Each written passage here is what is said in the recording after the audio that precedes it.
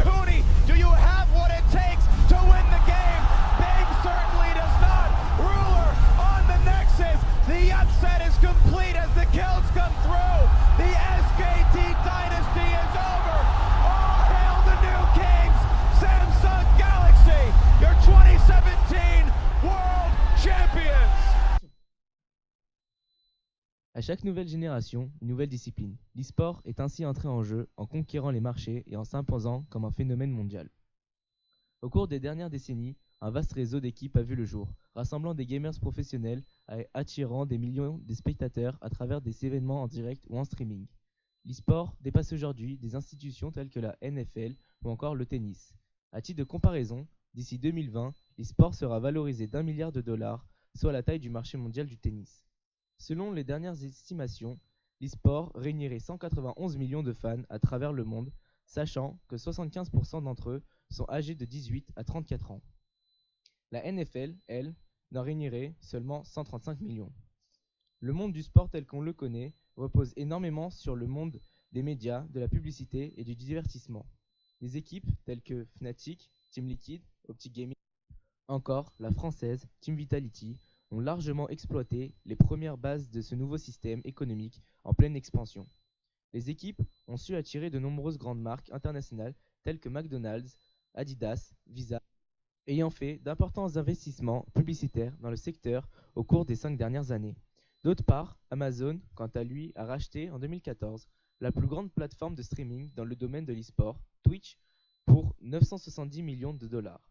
Certaines villes connues pour leurs équipes de football ont récemment créé des équipes d'e-sport telles que le Paris Saint-Germain, l'Ajax FC, le FC Schalke ou encore West Ham United. C'est ainsi que le phénomène économique appelé e-sport a su monter en grade et bouleverser le monde financier tel qu'on le connaît. Afin de contrôler le développement de l'e-sport, des organisations telles que la FSIE, Fédération internationale de sport électronique, créée en 2010 et basée en Corée du Sud, ont été mises en place pour promouvoir cette discipline. Le comité olympique en 2016 a reconnu l'e-sport comme un sport et ouvre le dialogue autour de l'intégration de cette discipline pour les JO de 2024.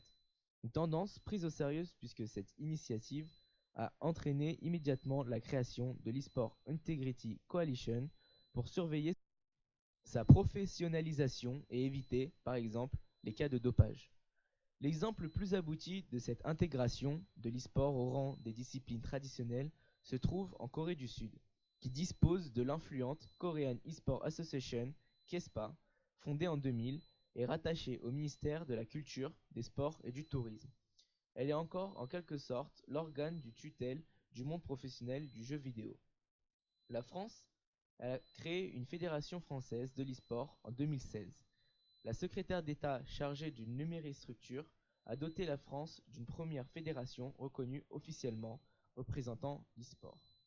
Dans les faits, cette fédération, désignée sous le nom de Fédération France e-sport, a pour mission de permettre l'encadrement légal des compétitions, la création d'un statut légal des compétiteurs, mais également de traiter les sujets de diffusion télévisée et de développement d'événements de stature internationale.